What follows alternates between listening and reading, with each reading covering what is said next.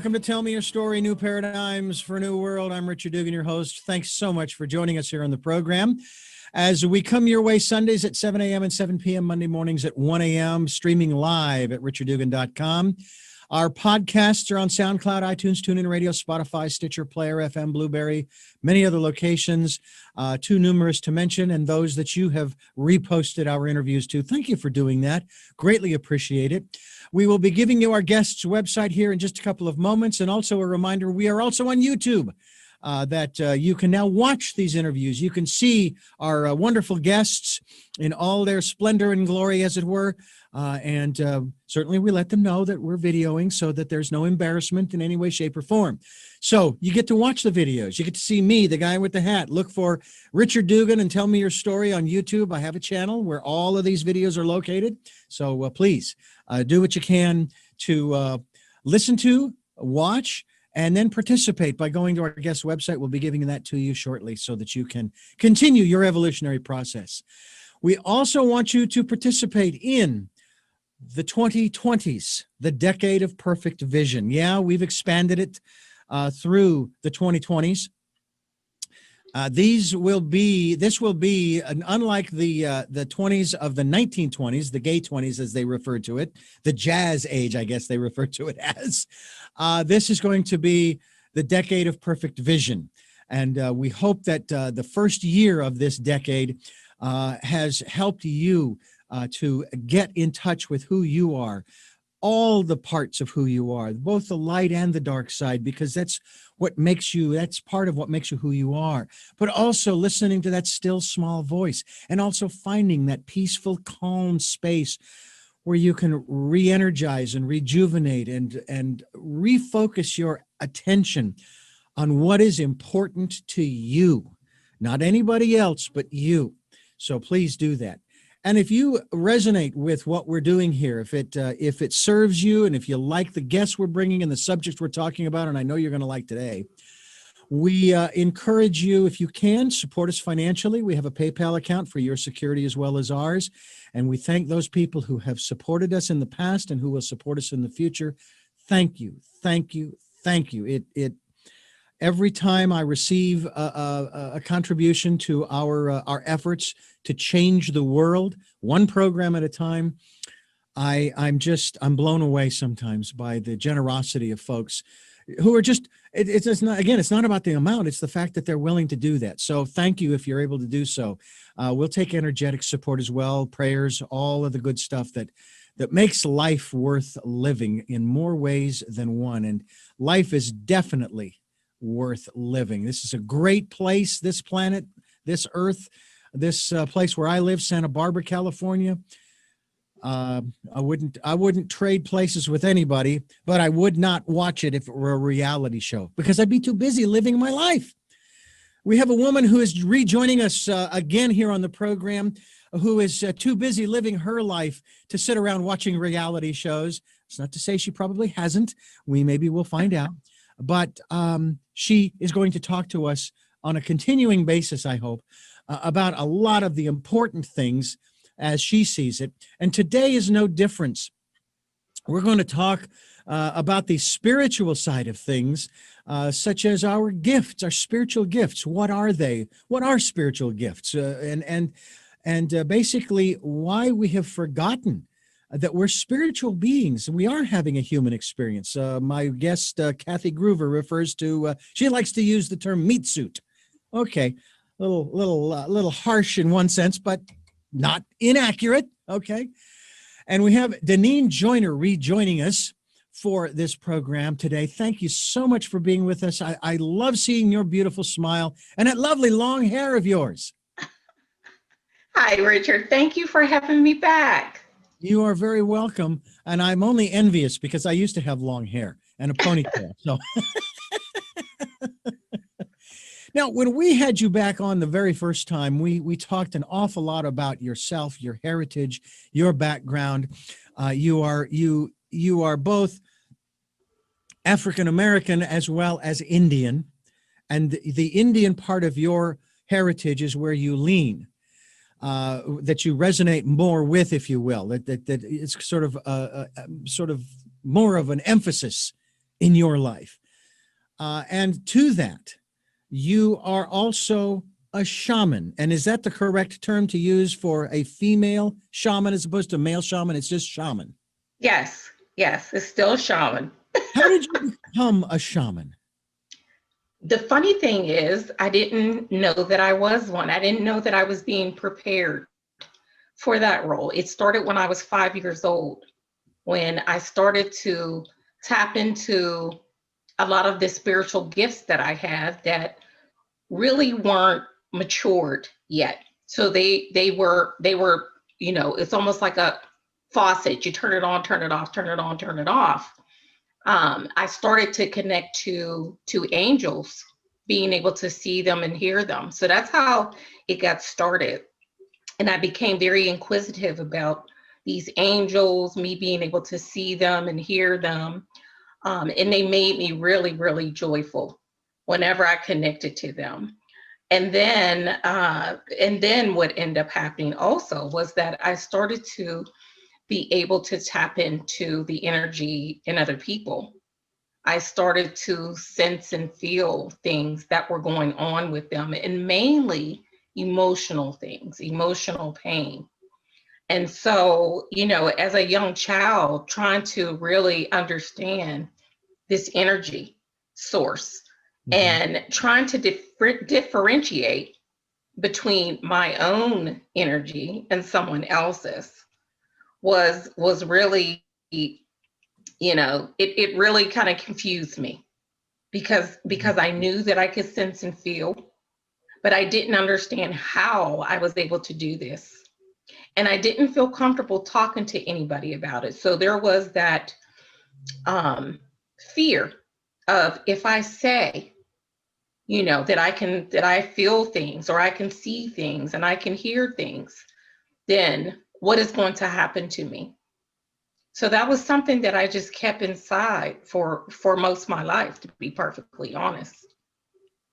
I mean, it's amazing that at the age of 5, you began to become aware. Most of us are too busy. We're too busy playing and what have you to be that consciously aware. But I've read the stories. For example, Paramahansa Yogananda was very much aware at a very early age in his early existence. He even remembers the birthing. So, it's not that surprising. I'm curious in terms of uh, being a shaman. I, I I'm guessing that there is a sort of a general definition of what a shaman is, because I would think that depending upon the traditions, the background, if you will, and in your case, and may I ask, what is the tribe that you associate with? So the tribe that I associate with on the Native American side is Iroquois, and it is comprised of 7 distinct different tribes that came together to create one powerful tribe. So if you look up Iroquois, you're going to actually see a number of different tribes that fall under that. And then on the African side, which comes from my father's side, the tribe is called Ibu. And they too have a considerable amount of highly gifted people, as well as traditions and rituals that kind of really marry the Native American side in me. There's a lot of overlap in what they believe and their gifts and how they approached healing. And so, so really for me, it's beautiful for me to be able to draw on both these sides and really as an adult be able to pick and choose the ones that I want to practice. But to answer your question about the shaman, a shaman is someone who is highly gifted. They have at least 8 or more gifts that they're aware of. And some of them, lend to being the intuitive, being an empath, also having all of what I call the clairs, clairvoyant, clairaudient, and clairsentient, which allows them to really just fully get a 360-degree picture of a situation, of a person, of their feelings, and to be able to help them where they are to Mm. navigate their life. The other aspect of being a shaman is the ability to connect very easily with spirit world, and being able to take the spiritual aspects of this person to draw it down and to use that for healing. And then there's also channeling, which is a beautiful aspect as well, which allows me to be able to, again, connect to spirit world, connect to a person, whoever I'm working with, their spirit guides, their angels, their soul family, Holy Spirit, to be able to really just, surround them with love and light, and to be able to guide them forward. Have you connected with the actual Iroquois tribe here in the United States in particular? And then again, I don't know if they're Southern, Central, or North American tribes. They're of the Americas, as at least as this continent is referred to. And Yes. I've done my genealogy as well, not genealogy, DNA. Hmm. And I found out that I have Native American, and when I say American, I'm talking the Americas. Yes, I remember that. Yeah, uh, and yet for so many years, I would stay away because I felt like it's not that's not my those aren't my people, so to speak. Okay, I didn't come Hmm. from there, and I do not want to disrespect them by diving into trying to find out more about them. I didn't realize that the curiosity I had was genuine. It was genetic. So now I feel a little more comfortable. And so with that, I want to talk to you a little bit about primarily the Indian side, the American Indian side of you, and the shaman. And I think it's a beautiful thing that you've got shamanism coming from two separate continents.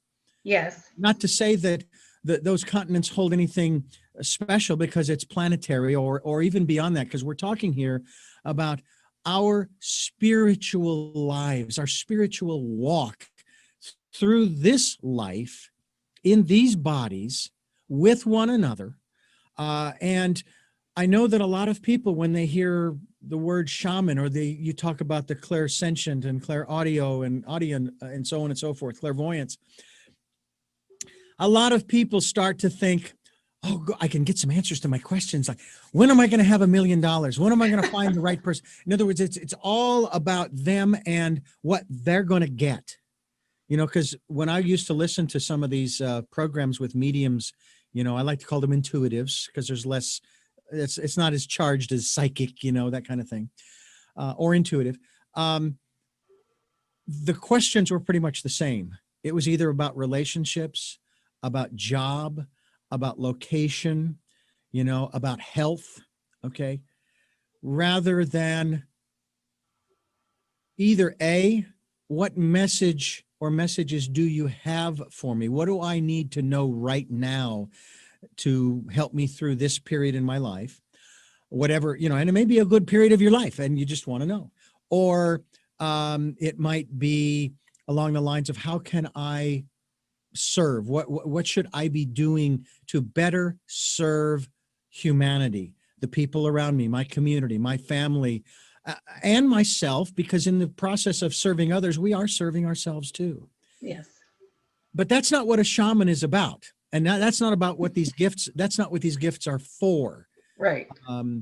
In terms of predicting the future, who's going to be the next president, who's going to be the next pope, when's the next earthquake, typhoon, hurricane, a tsunami, et cetera, et cetera, et cetera. Because that's going to be up to each one of us, I think. So when people find out that you're a shaman or that you have these gifts, and they're not necessarily aware and understanding in the way that you and I are as we converse here of who and what you are all about, do they get that more ego-centered kind of pondering and questioning and curiosity? Or how do you handle that? Usually when people discover me and my gifts and how I go about helping people, they're really open to it, because most of the people who find me need me. And Very good. so and so even though they don't understand how I go about doing my work with them, They're so open to it. And most of them will tell me that they're exhausted emotionally Mm, because they have endured a considerable amount of emotional pain and trauma in their life. And they have been in therapy for decades and they still don't feel like the way that they want to feel. So when they find me and they understand that I have these gifts and how I use them to connect to their soul. So literally, I tell them that if you had a heart problem, you would seek a cardiologist. If you are having any type of neurological problems or migraines, you would go to a neurologist. And so I'm no different. My specialty is the soul, mhm. specifically the soul. Okay. And so I'm able to use my gifts to really go there. And I devote all of my energy to the soul. And so I'm able to, really just feel the energy and to really get a clear picture of what is going on. So it's almost like, if you were going to get an MRI, you know, you're getting that picture of exactly what is going on. And that's what I'm able to do with my gifts. I literally am able to connect to someone's soul and to get a clear picture of their pain, not only their pain, but their family's pain that has been perpetuated for decades, and how that is showing up in their life presently. And so I'm able to connect the dots for them because a lot of people, they can tell you, yes, I have experienced, X, Y, and Z in my life, and I've not been able to resolve it. I don't know why, but I'm able to go deeper than that. I'm able to go deeper to the core of what is going on. Because what I know is that emotional pain and trauma is an energy and it takes up the most space in our souls. So if we have not properly given it the attention whenever the event happened, then it becomes stored in our soul until it is honored. And honoring means being able to take the time and the opportunity to acknowledge and give yourself permission to actually go there so that you can release it. And what I have found is that therapy, like I said, unless you are addressing whatever it is within a certain time frame, I'm finding 1 to 2 years. If it goes beyond that time, then again, it becomes stored. And then what happens is we're living our life and we're encountering other events that are painful as well. And it doesn't even matter the magnitude of them, but the fact that you have that energy already there and you're just building on it, then that's why things become so much more excruciating. Even if it's something that really doesn't feel like it warrants you being and responding to it in the way that you are feeling. But that is truly the reason why. Yeah. That's interesting. It seems to me like, boy, you need to be dealing with the kids first because they're the ones that's where a lot of it starts. The only problem with that, of course, is that I think that's going to deal with what adults are doing to them or what they're experiencing through their interaction with adults. And that starts to get into a real Yes. problem area. For, So you have to wait until they are adults, unfortunately.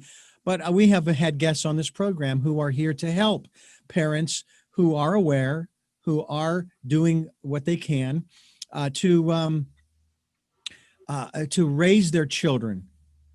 Granted, we are going to have challenges throughout our lives from childhood on through, but help them to flow through it rather than store it.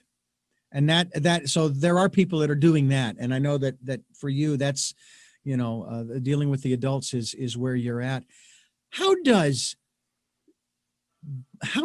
being a shaman, um, I want to use the word, how does it serve you?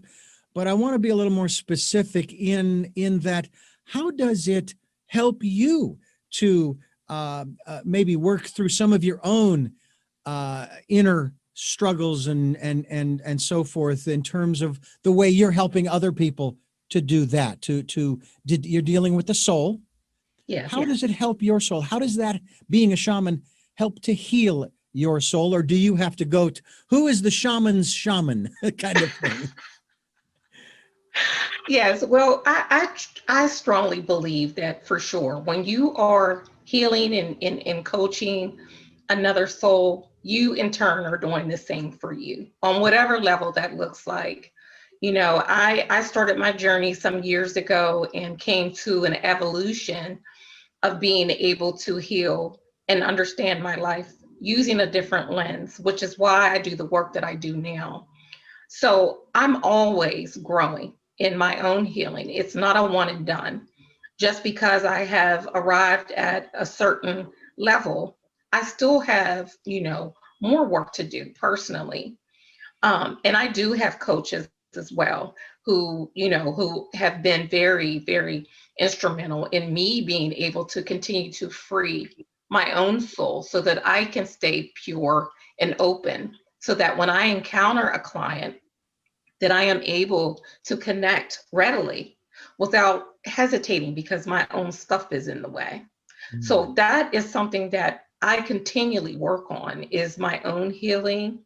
When I'm working actively with somebody, I'm just really humbled, to be perfectly honest. Every time I work with somebody, I'm humbled at the fact that I'm able to do what I'm able to do and to connect with this soul and to share, all of the information that is given to me through all of these different gifts and my ability to be able to connect to not only their divine energies, but also their ancestors.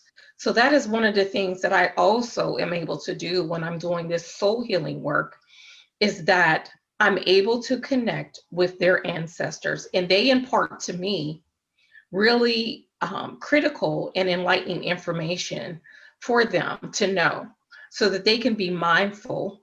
And like you were saying initially, a lot of people feel lost. They don't know where they come from, they don't know that bloodline.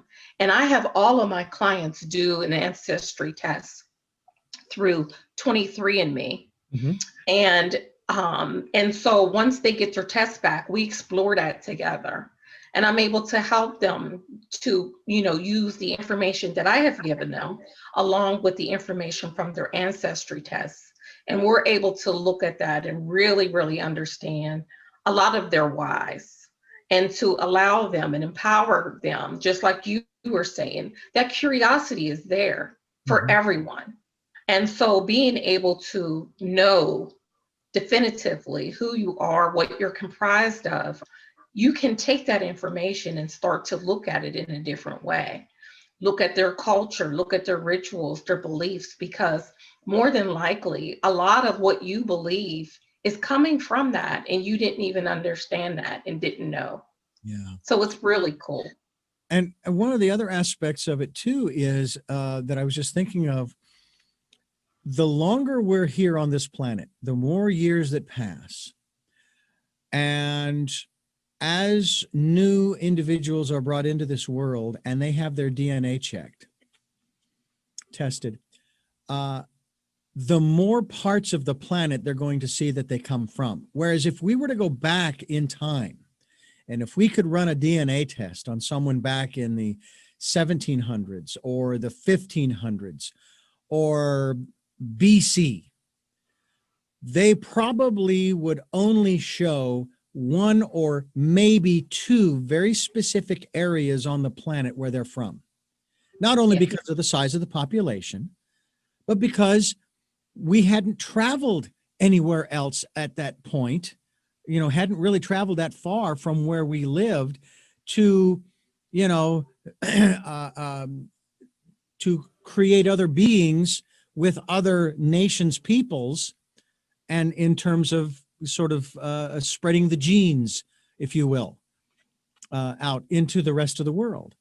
And so the longer that humanity exists, the more mixed the DNA is going to be, Yes. which I would think, let's say in this day and age, we've got people who have, and maybe back in the 20th century, we've had people and obviously even before that, who have problems with certain cultures, Mhm. certain races, okay, certain ethnicities.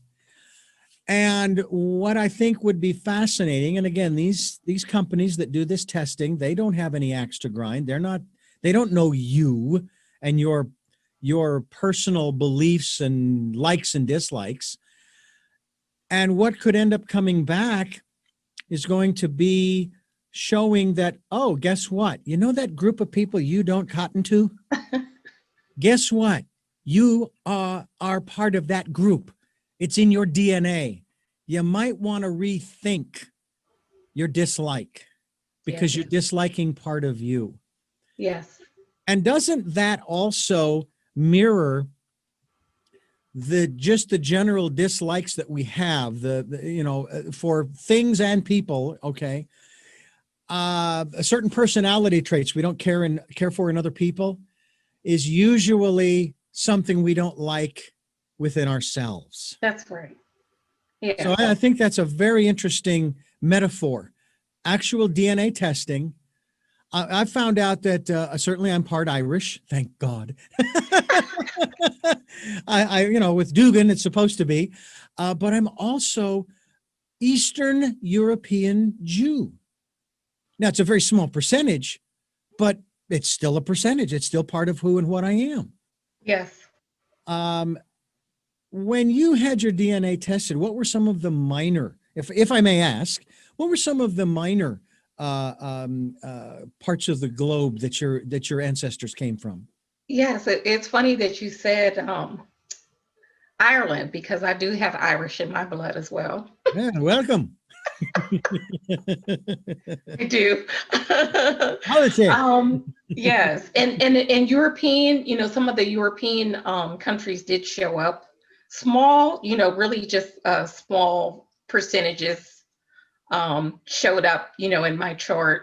But for the most part, there was a lot of African, which is no surprise at all, Mhm. and of course the Native American. Right. Um, and I even think that there was maybe some Egyptian somewhere. I wouldn't be surprised. I would not Yeah. be surprised. Let's talk about these spiritual gifts that we referred to at the front end of the program. Um, I know that from a biblical standpoint, there are a set number of, there's a list. Is there really a list, or is it finite, or is it infinite? Well, in the Bible, it kind of, lists out, I think, seven or so. Mhm.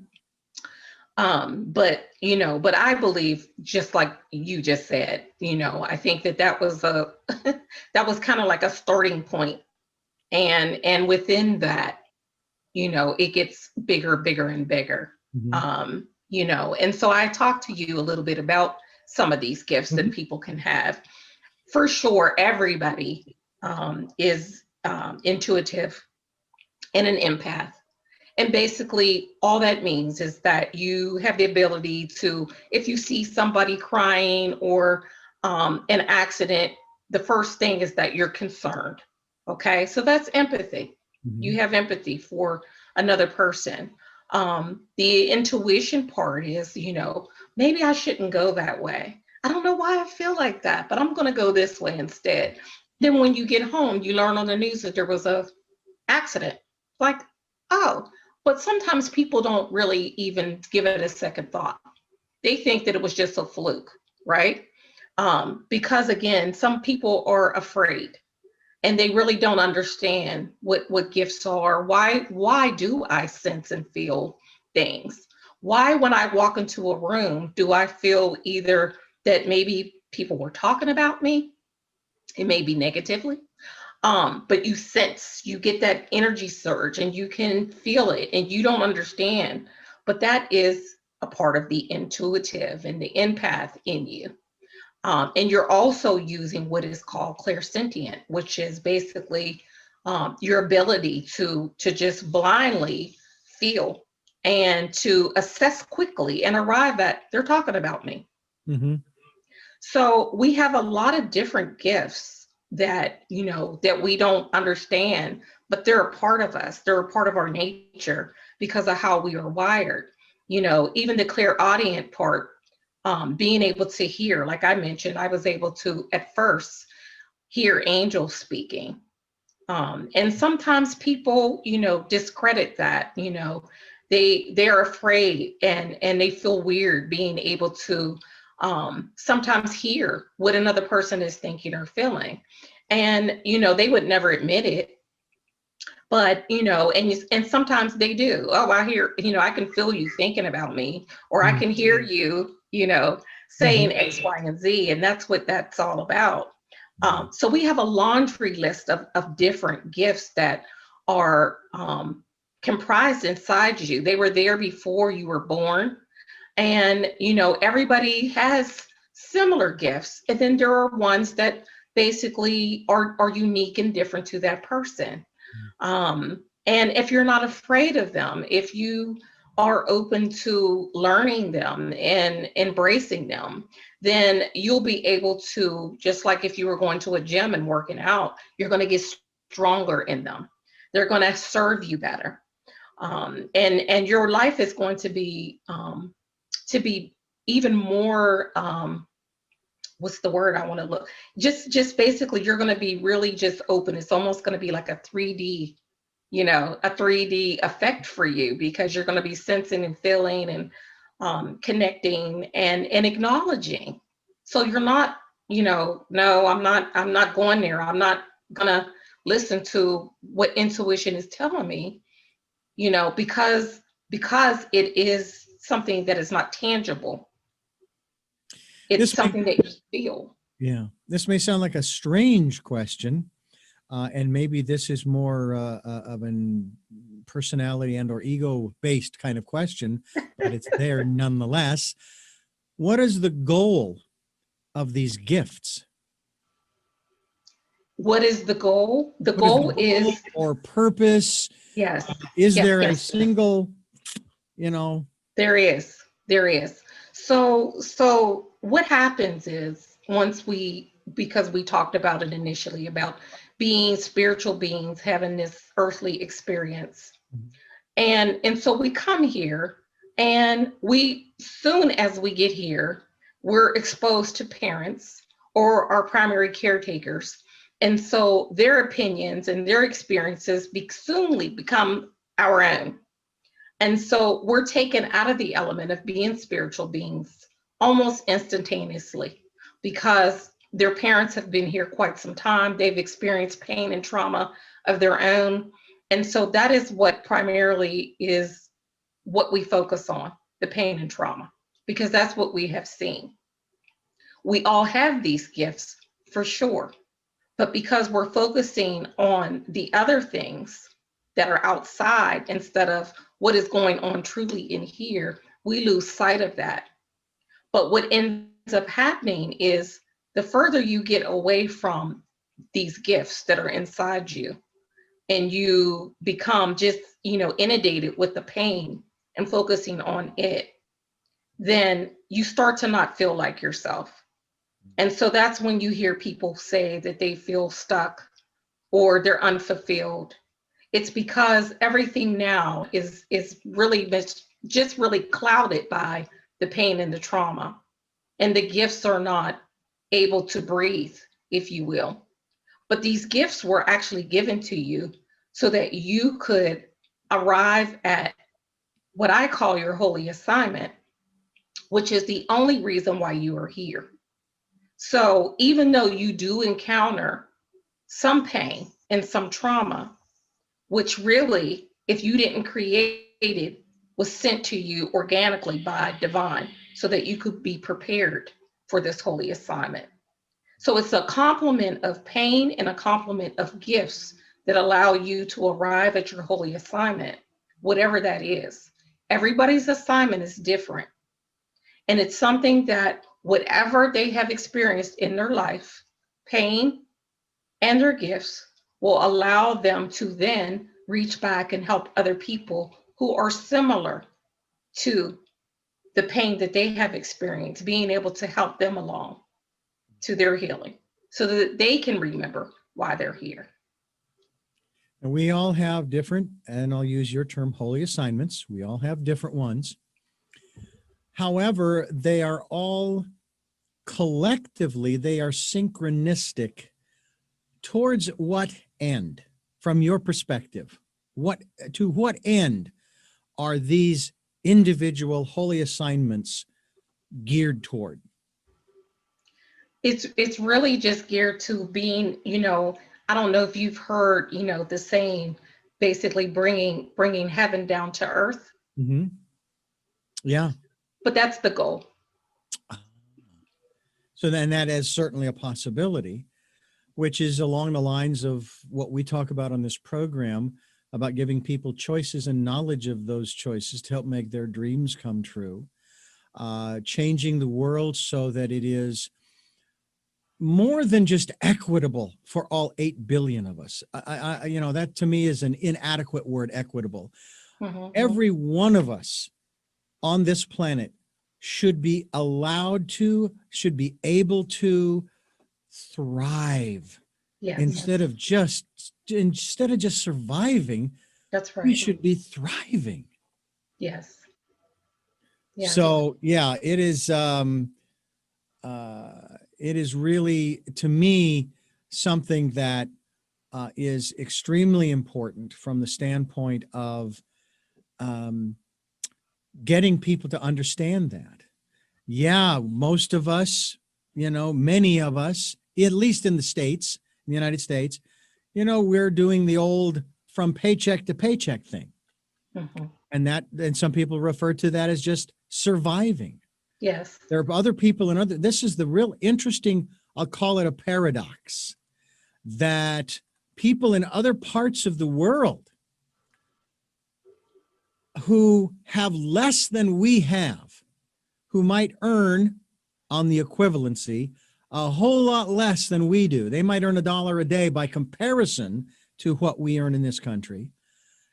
And yet they are some of the happiest, freest, yes, exuberant, colorful. And when I say colorful, not in terms of just personality, but I think we may have talked about this on our last program. When I see some of these documentaries about other cultures around the world, and the colors of the clothing are so vibrant, and the patterns and the intricacies of the prints or the weaving and all of this kind of stuff is just absolutely magnificent.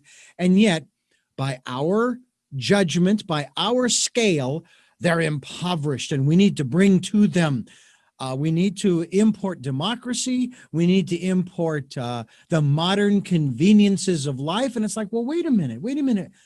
But they're happy the way they are. that's right. They're not surviving. They're actually thriving. Yes, they're living. They're living. Yeah. Um, it seems to me that that's part of, as you just used the term, bringing heaven on earth, creating a heaven on earth, is what these gifts are all about. But that's not all we have to, if the right word is, that's not all we have to rely on to accomplish that goal. If you want to make that the goal, which is very general, very broad, but still not a bad one. We also have other entities, and of course there is the term spirit guides, because you mentioned hmm that early on you were hearing angels. They are part of the overall large tribe called spirit guides. Our ancestors are part of spirit guides, right? Yes, When you tap into them, you know who they are, whether they are angels, whether they are your ancestors, whether they are, I don't know, if there are other beings out in the universe. Maybe they're bipedal in terms of the material world, who are telepathically communicating. I mean, where does this begin and end in terms of spirit guides? Because it seems to me it's massive. it is massive. The spirit guides, I mean, a person can have some hundred. some hundred spirit guides that are literally assigned to them.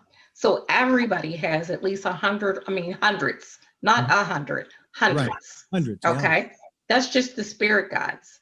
And the spirit guides, their role is to um, invisibly, because you know, there probably are some people, maybe possibly, that can see their spirit guides.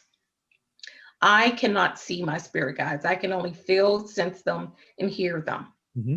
But there are some people who are spiritually gifted where they can actually see some of their spirit guides. But our spirit guides, their role is really to, as it says, guide us daily. So connecting back to that intuition part of us that's saying take a different way home, that's your spirit guide speaking to you, connecting with you, telling you these things. And it's up to you if you heed it or not because of free will.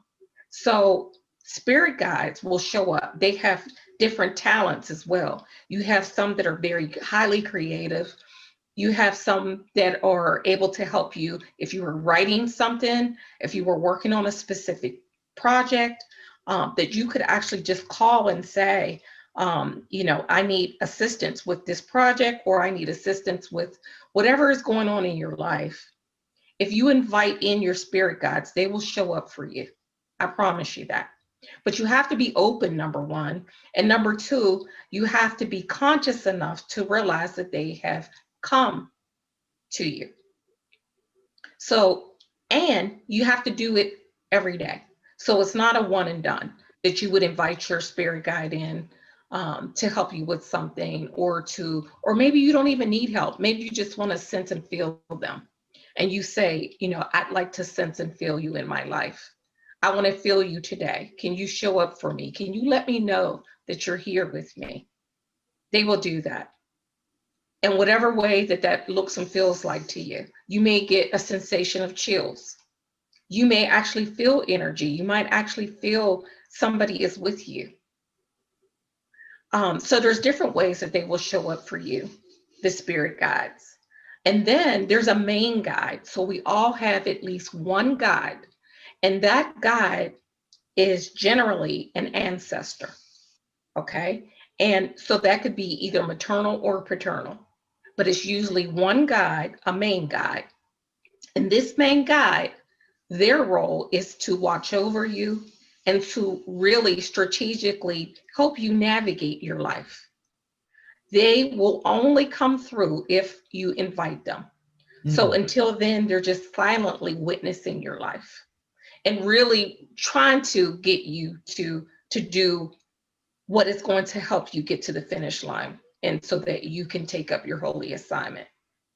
And so you don't have to have had a relationship with this ancestor at all, because my main guide is actually my great great grandmother, Lucinda, who I never met. She was born in 1872 and died in 1892. And so clearly, our paths never crossed, okay, here on earth, but she is my main guide. And so we all have those main guides, you know, that are primarily associated through our blood. So we are blood related to our main guide. And then there are the angels.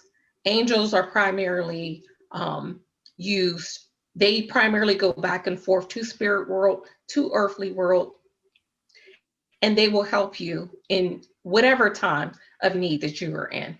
Primarily, you hear people say that they were rescued from something. They don't know how they recovered from something, or they remember, you know, being in a car accident and they should have died, but they didn't. So those will be instances and cases where angels would have intervened and actually came to their rescue.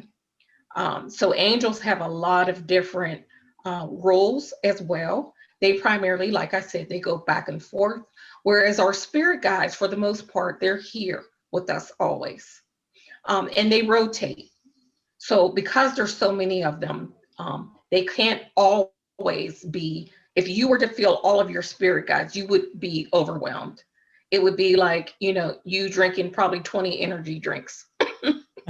You would feel that much energy, you know, if you were to actually tap into all of your spirit guides at the same time. It would be too much, and they know that. So that's why they kind of hang in the background. And there's just a few that actually surround you every day. Mm. You know, it's interesting too that people want answers to their questions and they want it now. And I've heard it said that if we were given all of the information that we have been wanting, that it would probably, maybe even literally, just we'd burn up, spontaneous combustion, so to speak, because we couldn't handle We all could of it not. at once. No, We no, just couldn't handle knowing whatever it is that we wanted to know all at one time. It has to come gradual. that's right. Um, by the same token, going back to the intuition, you could get the answers to your questions just by going within. Yes, At the very least, you might get the answer that it's coming. Okay, just hang on. We're way back in the stacks somewhere looking for the book. you know, that kind of thing. yes, It's really very interesting that people are they want the answers, and then there's nothing wrong with that. Although I heard this wonderful line from someone, because I've always been asking questions even before I started doing interviews. This is, you need to leave some answers, some questions unanswered for the hereafter, kind of thing. Give you something to do, as it were. But I've also heard this, that there comes a point when you need to give up the need to know why. That, and then a question actually follows up that statement. If you knew why, how would that change your life? hmm And 9 times out of 10, it wouldn't. But that 10th time, it's like this. We're watching this one program where this gal, she was being raised by her mother, and all of a sudden, and she's getting really curious about what's happening. She's like, I think she's 18, 19 years old, and it's like something's not right. Something wasn't resonating in her. Maybe her intuition was starting to kick in, and she's starting to question what the heck's going on, because she was basically laid up in bed and she had to be put in a wheelchair in order to be able to be moved about. And she managed to find out that her mother was actually drugging her to make her disabled in order to keep her there. Now, she was doing homeschooling or whatever, maybe she's, and so she was about ready to go off to college. So the mother, and I think the syndrome, I want to say Asperger's, I may be wrong. No, it's called Munchausen Munchausen, disease. that's right. And there was actually a movie that came out with a rather famous situation. In any event, she begins to find out all of this stuff, and then all of the sudden, she's not taking the medication. She's able to hide they're taking the medication from her, to where now she's able to walk all of the sudden. And then she finds out it's not a real mother, that she was kidnapped from the nursery at the hospital when she was an infant. Now, in that instance, the need to know why is pretty profound, because now she's realizing she doesn't know who she is. She doesn't know where she comes from or anything. And was eventually reunited 18 years later with her real biological parents, which was really quite astounding. And that's pretty much where the film ended. Those are those kinds of extreme situations. Yes. But sometimes we have situations, the traumas, the pain that we've experienced as we were growing up. And if we knew the reason why our father did this to us, or our mother did that to us, or our siblings did that, or Uncle Fred, or Aunt Judy, or whoever, and we realize that, well, they did this because this is the way they were raised, because it was what they knew to do. They did the best they could with the information they had. Doesn't really change a whole lot. And it seems to me like what needs to change isn't so much getting the answer as much as changing your perspective, if I'm correct here, of that event, not dismissing what happened and who did it, Right. Right. but putting a different spin on it. Is that kind of the work that you do in that regard? Yes, really, really what I do when I partner with somebody to begin to heal their soul is they take on the lens of becoming a student of their life. And so becoming a student of your life means that you are looking for information to connect the dots to as to why you respond to emotional pain the way that you have. Mm. And you also are looking for who your teachers were, which primarily are your parents or your caretakers. And I have worked with adopted adults and foster adults as well. And so it would be whoever was around you. And so there's some people who have not had parents per se. They were literally raised in infrastructure that was mandated by the state. Mhm. And so it doesn't always look like a foster parent or home. It could literally be a residential treatment facility where they actually grew up, which means that they had a number of different workers in and Right. out of their lives.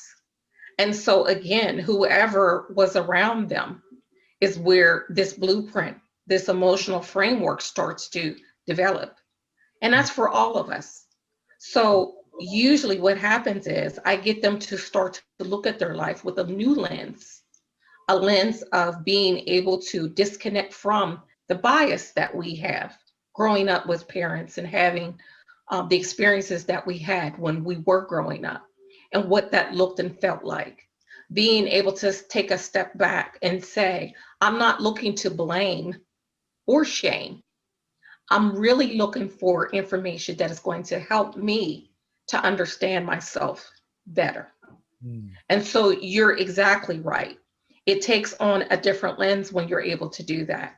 When you're not looking to attack another person because of what they did or said to you, Right. but because you're looking at it now, the conversation and the unspoken energy, you're actually looking at it in a different way now. And you're looking at it because you want to see, how is that showing up for me now? Mm.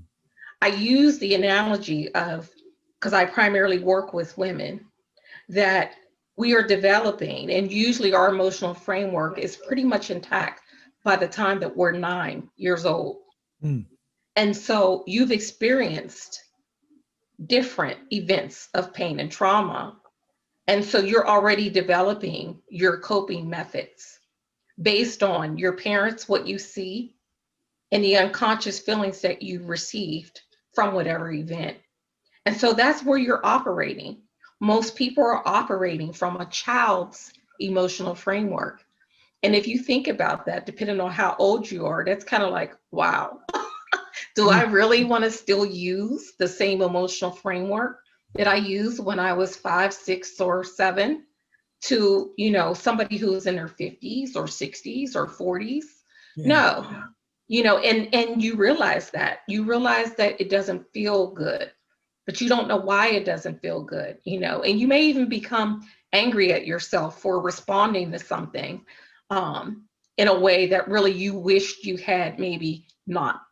And so when we have those experiences, that is what is playing out behind the scenes, is we're relying more on our emotional upbringing and what we saw, what we felt, what we heard, what we saw our parents do. And then we're translating and adopting that into real time without even knowing. Mm.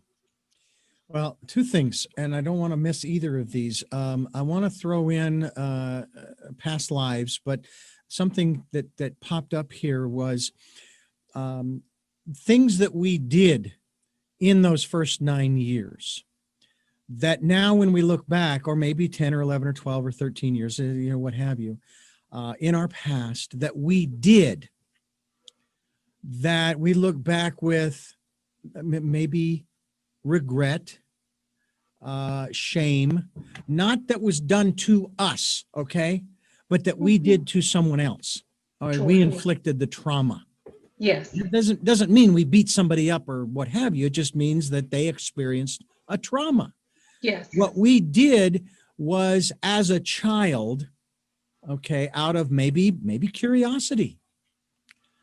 Matter of fact, the one that comes to mind for me wasn't so much out of curiosity. My brother and I, as brothers would often do, we would get into little skirmishes.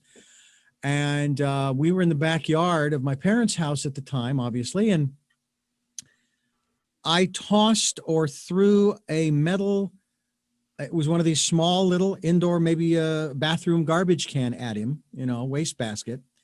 It hit him in the mouth and knocked out his two front teeth.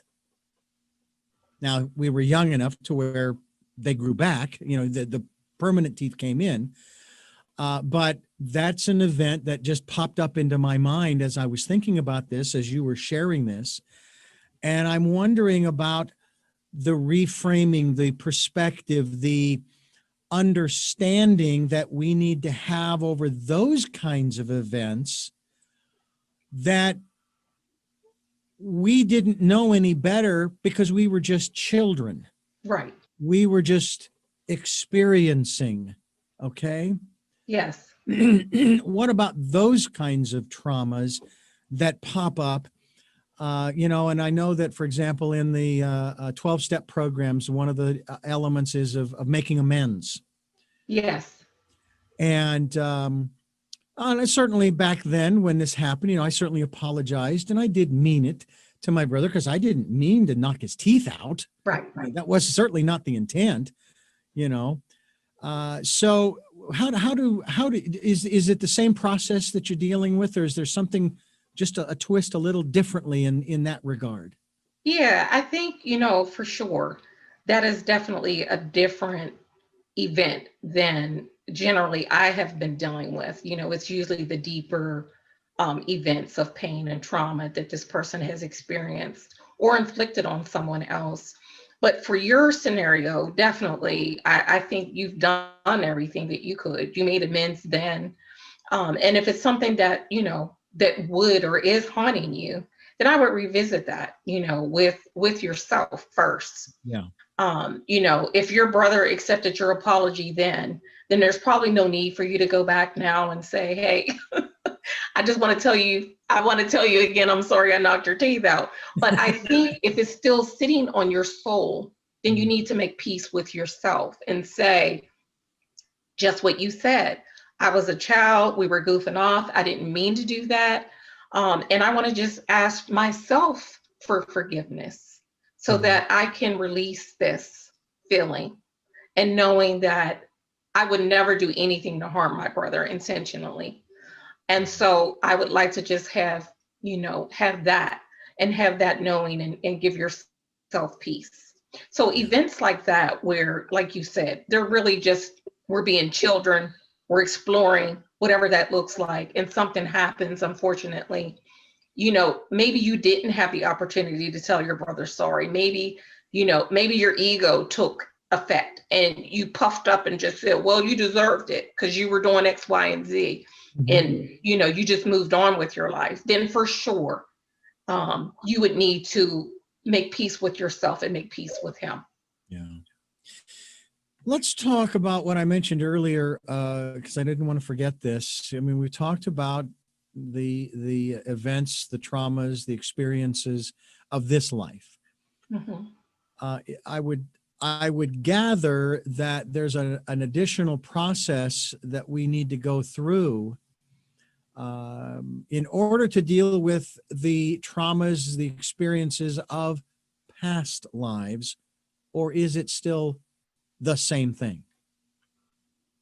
No, we have, we have a lot of different lives, and it can go back, again, we have the same soul and spirit, and it's just basically, when you have that deja vu. I don't know if you've ever had deja vu, but I've had it a lot. Mm-hmm. And so that deja vu speaks to what we're talking about right now, the past lives, where you felt like this has happened before. And you just feel and sense like, I know what's going to happen next. And lo and behold, it does. That is because you have been here before and it has happened before. And yet again, you're being presented with the same scenario in the earthly form that you are now. But again, your soul and spirit has already been here several different lifetimes. And so it knows and it responds to it. And because of that, because you're connected to that, you then have the same experience, the same outcome. So yes, there's several different lifetimes that we all have had. And really, to be perfectly honest, the reason why we keep having all of these different lifetimes is because we haven't gotten it right yet. We haven't remembered why we're here. So that's why we keep returning. It's until we are able to recognize and to keep ourselves less distracted and to open ourselves up to be able to hear God or whoever you call God, to be able to tap into our spiritual GPS, which is our intuition, which will help us to navigate our steps, our life. That is when you're able to get closer and closer to fulfilling your holy assignment. And that's when you feel at peace. That's when things happen that are effortless and you really experience joy and peace, which is really what we should be experiencing every day, not the pain and the angst. The reason why we tap into that so much is because it's not supposed to be there and it wants to purge, it wants to come out, and it should come out. Once we're able to do that, then we can actually refocus our efforts on remembering why we're here. And we can actually start to begin to get closer and closer to the finish line. I'm going to ask you a question about something that I see right now. I want to ask you about that painting behind you. Can you tell me about that? Yeah, so the painting Beautiful. behind me is very near and dear to me. I had a friend actually paint it for me, and it's actually a banner now. It's a picture of my great grandfather, and so that was him when he was younger, and he is one of my guides as well. He's not my main guide, but he is a guide, and he's a protector. He protects me. His role was of when people would die, helping them to pass over, to cross over to spirit world. And so he really was instrumental in a lot of people being able to cross over, be at peace, and be protected, and feel protected. And so that's who that is. And I actually, it just brings me so much joy and peace, seeing that picture, because it reminds me of who I am, why I'm here, why I'm doing the work that I'm doing. Um, and so that's who that is. And it's really important for us to get in touch with who we are and why we are here, isn't it? I mean, because otherwise we kind of go through this life almost on autopilot. And that's Yes. why we see so many people. That's why, there's a part of me that's kind of like those experiences, which we all have had, where you're driving, you get in the car, or it could be walking too, whatever it is, but you're going from point A to point B. You get to point B and go, how the heck did I get here? Because somehow you just don't remember getting the journey. You don't remember the journey. You only remember the departure and the destination. Yes. Which on some would say, well, that's kind of scary. You were in the car going down the freeway and you don't remember, but something takes over, thank goodness.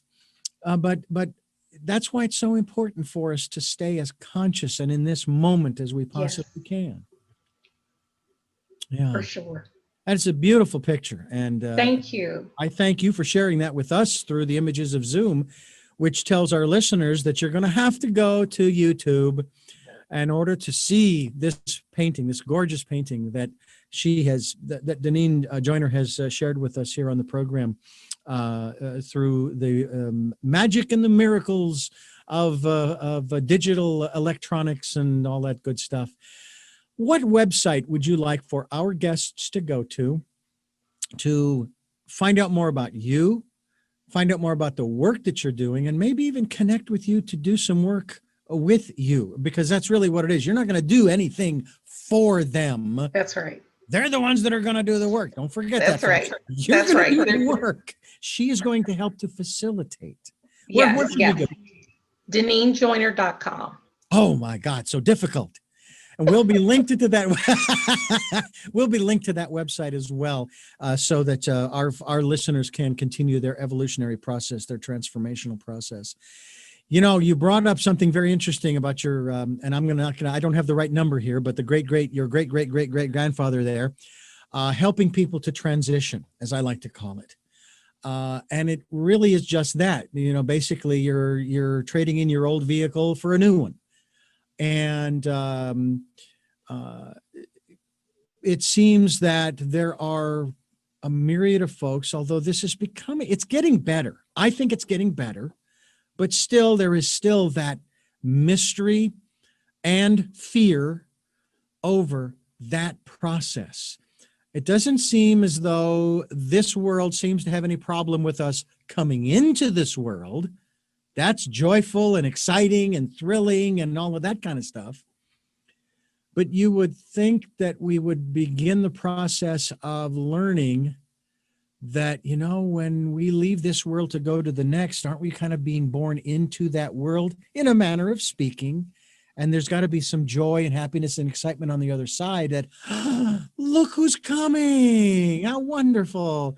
And kind of look at it from that perspective rather than the fear that has been generated over this very natural process. Yes, I totally agree that there is more fear placed on death than there is on birth. And that's just because, again, if you think about what I said, you know, in the beginning of our conversation about our focus tends to be more on the doom and gloom. Mm-hmm. And the fear comes from the unknown. You know, if you're already born, then you have an idea of what that looks like, but you don't know what death looks like. Yeah. There are some people who do know what death looks like, people who have died in return, literally. They have those near death experiences, and they can tell you what that looked like, what it felt like. And most people who have experienced near death will tell you that it was beautiful. Yeah. First thing they're telling you is that there was an abundance of white light. They felt love, they felt at peace. And most of them will tell you that they didn't want to come back. Yeah. You know, most people will tell you that. Like, it felt so euphoric that I didn't want to come back, but I was told that it was too soon and they sent me back. This is not your time, not your time. That's right. That's right. So, you know, so you're exactly right. You know, there is no reason to fear death at all. And I want to say quickly, because we're talking about this subject matter of death and dying, and, you know, basically in spirit realm in heaven, there is what's called a cover story. Okay. So there's a cover story that we have when we die here on earth. And so that cover story could be, you know, unfortunately, maybe there was a car accident that created death. There was an illness that created death. There might have even been a murder that created death. Whatever that is, that's the cover story that is used here on earth. Once that soul actually leaves and returns to heaven, earthly realm, it's not looked on as far as how did you die. Right. It doesn't matter, because that's just the cover story that's used here on earth. Right. All that is, you know, that spirit knows is that you have returned. You've returned home. And then it's determined at that point if you need to return or not. And that's why it's so important for people to do their healing work, so that they can be, you know, they can actually fulfill the reason why they're here. and that there won't be a reason for them to return because they're actually going to fulfill that destiny and that purpose, so that there is no need for them to return back. This thought just came to mind when you referred to that. Um, there are nearly 8 billion people on this planet right now, which means there are at least 8 billion souls. And they predict from the earthly perspective that maybe by mid 21st century, 2050, there could be maybe 10 billion or 12 billion or what have you. And I've thought, my God, how many souls are there that need to inhabit bodies? What's going on here? And I keep thinking, well, and of course, that's the number of people who are living today. That doesn't necessarily mean that all of these people necessarily reincarnated, although I suppose, I don't know what the percentage is. I don't know if that's even measurable. I don't even know if it's even relevant for that matter. But it just seems like, my gosh, this planet really can sustain a lot of people. And of course, there are all kinds of measurements to determine what the population sustainability number is. Some have even said it's probably closer to 1 or 2 billion, and we're way over the limit. The fire marshal is going to be here soon and saying, sorry, most of you have to leave. And I've often wondered this question, and I think I may have raised this with you the last time we did the program, and I've tried to look at this from a very objective perspective, and it's kind of hard because of man's inhumanity to man. Does man deserve to continue? Because he just, as a species, not as the different groups, the tribes, the communities, but as an overall species, just has not learned in thousands of years. And they say if we don't do something within the next 8 to 12 years, we're going to be going through a mass extinction for the 6th time. Your thoughts on not just my question, does man really deserve to continue on this planet because of his inability to learn, to get along with his fellow man, but maybe more so that other aspect of the mass extinction kind of events that they say we've been through 5, could do 6. I'm hoping we don't, but only time will tell. But your thoughts on humanity's future from the shamanic perspective? And I'm not asking for prediction here. I understand that's not what it's about. Right. Now, I definitely have a very strong belief that we will actually see a strong turnaround within at least 4 years, if not less, where we'll actually start to realize that we are more alike than different. Mm-hmm. That we will start to be more conscious and aware of our behaviors. I believe that people want to do the right thing, but there are a lot of people who don't know what that looks like. I believe we're going to have an evolution of people who are seeking themselves deeply, especially coming out of this pandemic. I believe this pandemic has showed all of us who we are, and some of it has not been too nice. But I believe that at the end of the day, that people really want to leave a legacy of truth and love. And I believe that those people will become restless, and they'll be, if not wanting to do it, they'll be forced to do something different. And if we can do that, if individuals can take on their own healing, then of course the collective is going to reap the reward, and things will start to turn around, and we'll see and feel a different world. So I believe that, that it's going to take some time, but I believe that it is possible. I believe that it will happen for sure. We need to be patient with time, but we also need to be patient with each other. Yes. Yeah. And as one of my guests has said many times, we need to work towards understanding each other. It doesn't mean you agree with them. It doesn't mean you buy into whatever it is that they're selling, so to speak, but that you understand where they're coming from. And then, of course, that leads us to realizing how we are more similar than we are different. We are For more sure. alike than we are unalike, as it were. Yes. Fascinating stuff. Deneen Joyner is my guest. The website, deneenjoyner.com, is the website. We certainly hope that you will take the time to go to her website and find out more about what she is doing, maybe connect with her, do some work, which I tell you what, it is just extraordinary that we're able to do the things we're able to do. Someone said, someone made the comment that if this pandemic had happened, let's say in the 90s, this would not be, it would just be bad. It just wouldn't be good. It really would. Yes. But because we have the internet, because we have all of this connectivity, we're able to stay, I'm going to say it this way, we're able to stay socially connected and physically distanced. Yes. And we'll get through this. I mean, it seems like it's taken a long time, but my God, it's just only been 1 year, folks. 12 months, 365 days. That's all it's been. Out of, and I'm 60. That's 1 year out of 60, you know? So we just need to just kind of just take it easy, be gentle with ourselves. I love what you Yes. said earlier about forgiving ourselves.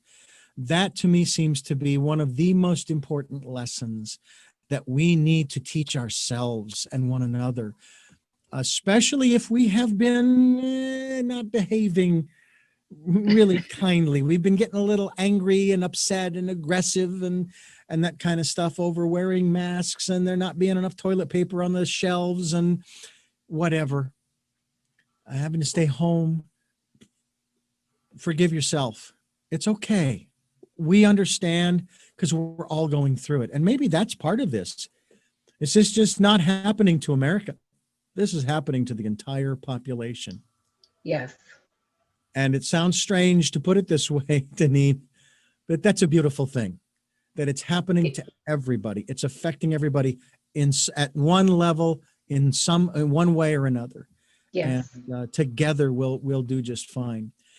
Deneen Joyner, I want to thank you so much for sharing this. I mean, and again, we've only scratched the surface of this, but I really appreciate what you've shared with us, not only about yourself, but about the work that you do. And we will be directing people to Deneen Joyner, DeneenJoyner.com. I think that's somebody else. That's my next guest, is Deneen Joyner. Deneen Joyner, I thank you so much and appreciate the fact that you are out there for us and with us, to help us to release those feelings, the trauma and the pain, emotional and spiritual, so that we can continue to move forward to do our holy work, as you put it. And I really like that, holy work. It's very cool. And I hope that we can do this again and talk about some other areas of the shamanic life that people can incorporate into their world, into their being, to help others in their community directly to make this a better place. And I say this over and over again when I say that phrase. It's not to say that this is a terrible, awful, icky place that we got to get out of. No. This is a beautiful place, and we can make it even better. And I know we will. Together we will. So thank you so much. Thank you for having me, Richard. I want to offer to you one final word to our listeners, whether it be from the channels, from yourself, from the shaman, a message, if you will, that our listeners can kind of take with them. Stay present. Stay present. Don't worry about what is going to happen tomorrow or next week or even next year. Just stay present, because if you can stay present, then you're going to be devoting your energy to where it needs to be. And you won't miss out on something that if you were looking for tomorrow or next year that you would miss. There's a lot of things that are going on, a lot of good that's going on here. And I believe that people are becoming distracted so much so that they're missing out on that. So please just stay present and meditate, and also stay connected to your source, whoever that is. And we will all get through this for sure. DeneenJoyner.com is the website. We hope that you will go there. Before we wrap this up, I have 3 final questions for you that I ask all of my guests. You may have addressed them as we did this program today, and I did ask you in the last program as well. But sometimes the answers change, and that's a good thing too. But before I do that, I want to let our listeners know that we are here on Sundays at 7 a.m. and 7 p.m., Monday mornings at 1 a.m. on this fine station. We do podcasts at richarddugan.com, as well as SoundCloud, iTunes, TuneIn Radio, Spotify, Stitcher, Player FM, Blueberry, and many other locations. And we are also on YouTube channel, Richard Dugan. Tell me your story. Look for the guy with the hat, okay? Not that hard to find. And we also encourage you to go to DeneenJoyner.com to find out more. If you'd like to support the work we are doing, a PayPal account for your security as well as ours. We'll take any amount, and we'll take energetic support as well. And I think it's great advice that we did talk about in this program. Go within, spend some time during the decade of perfect vision, the 2020s, and get in touch with the real you. Nobody can tell you, I don't care if they say, I know you better than you know yourself. They're wrong. You know you better than anybody else. So get to know you, all parts of you. It might be a little scary, and that's where Deneen comes in. She can help you to maybe work through some of those scary places that you've sort of feared to tread. So certainly look her up, and I think that you'll be doing yourself a great service. My first question is, who is Deneen Joyner? Deneen Joyner is a spirit guide here on assignment to help women navigate their lives and to release pain and trauma that they've been carrying so they may fulfill their holy assignment. What is it that you hope to or want to achieve through the work that you are doing now? I just want to continue to do what I'm doing again, which is to help women navigate their lives and to find a different way to live. I would like to help more women. And so I'm hoping that through this program that they will find me and realize that it's time for them to do so. And finally, what is your life's purpose? Well, my life's purpose is what I just described. The only reason why I am here is to help women understand their lives of pain and trauma so that they may release it and understand that there is a different way of being so that they can step forth and in return help other people, which is the only reason why they are here. Well, again, I thank you so much for joining us. And I thank you for listening to Tell Me Your Story, New Paradigms for a New World, giving you choices and knowledge of those choices to help make your dreams come true. And until our next broadcast podcast, love to love.